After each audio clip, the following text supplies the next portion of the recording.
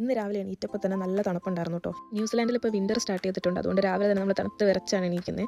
ഇന്നാണെങ്കിൽ നല്ല ക്ലൗഡി ക്ലൈമറ്റും ആയിരുന്നു. രാവിലെ എണീറ്റ ഉടനെ തന്നെ ഈ ബാൽക്കണിയിൽ വന്ന് ഇങ്ങനെ നോക്കി നിൽക്കുക എന്നുള്ളത് എൻ്റെ ഡെയിലി ഉള്ള പരിപാടിയാണ് കേട്ടോ. പിന്നെ അതിനുശേഷം പല്ലൊക്കെ തേച്ച് ഒരു ടീ ഒക്കെ ഇട്ട് കുടിച്ചു. എന്നിട്ട് പിന്നെ ജിമ്മിൽ പോകാൻ റെഡിയാവുമെന്ന് വിചാരിച്ചു. ഇതിപ്പോൾ ജിമ്മിൽ പോയിട്ട് 2 ദിവസമായിട്ടോ. അപ്പോൾ അത് കാരണം ഇന്ന് എന്തായാലും പോകണമെന്ന് വിചാരിച്ചു. അതിനുശേഷം എൻ്റെ സപ്ലിമെൻറ്റ്സ് എടുത്തു. ഒമേഗ 3യും വൈറ്റമിൻ ഡി ടാബ്ലറ്റുമാണ് ഞാൻ എടുത്തത്. അതിനുശേഷം ഡ്രസ്സൊക്കെ ചേഞ്ച് ചെയ്ത് ജിമ്മിൽ പോകാൻ റെഡിയാവാൻ തുടങ്ങി. സൺസ്ക്രീനൊക്കെ ഇട്ടു. ആക്ച്വലി ഇന്ന് സൺസ്ക്രീൻ ഒന്നും ഇടേണ്ട ആവശ്യമില്ല, കാരണം ക്ലൗഡി ആയതുകൊണ്ട് UV ഇൻഡെക്സ് ഭയങ്കര കുറവായിരിക്കും. ഇവിടെ ന്യൂസിലാൻഡിൽ നമ്മൾ സമ്മർ ടൈമിലൊക്കെ സൺസ്ക്രീൻ ഇല്ലാതെ ഒട്ടും പുറത്തു പോകാൻ പാടില്ല. കാരണം ഏറ്റവും കൂടുതൽ സ്കിൻ ക്യാൻസർ ഉള്ള രാജ്യം ന്യൂസിലാൻഡ് ആണെന്നാണ് പറയുന്നത്. എനിക്കതിനെ പറ്റി വലിയ കാര്യമായിട്ടുള്ള അറിവൊന്നുമില്ല, ആൾക്കാർ പറഞ്ഞ് കേട്ടുള്ള അറിവാണ്. അത് കേട്ടത് പിന്നെ സമ്മർ ആണോ വിൻ്റർ ആണോ ഒന്നും നോക്കാറില്ല. പുറത്ത് പോകുമ്പോൾ എപ്പോഴും തന്നെ സൺസ്ക്രീൻ ഉപയോഗിക്കാറുണ്ട്.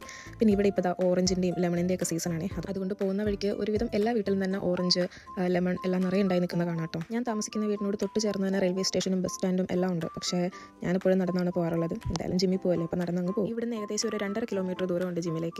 ജിമ്മിലൊക്കെ പോയിട്ട് വന്ന വഴിക്ക് ഞാൻ നല്ല ഗോൾഡൻ കിവി വാങ്ങിയിട്ട് വന്നു കേട്ടോ. നല്ല സ്വീറ്റാണ് ഇത്.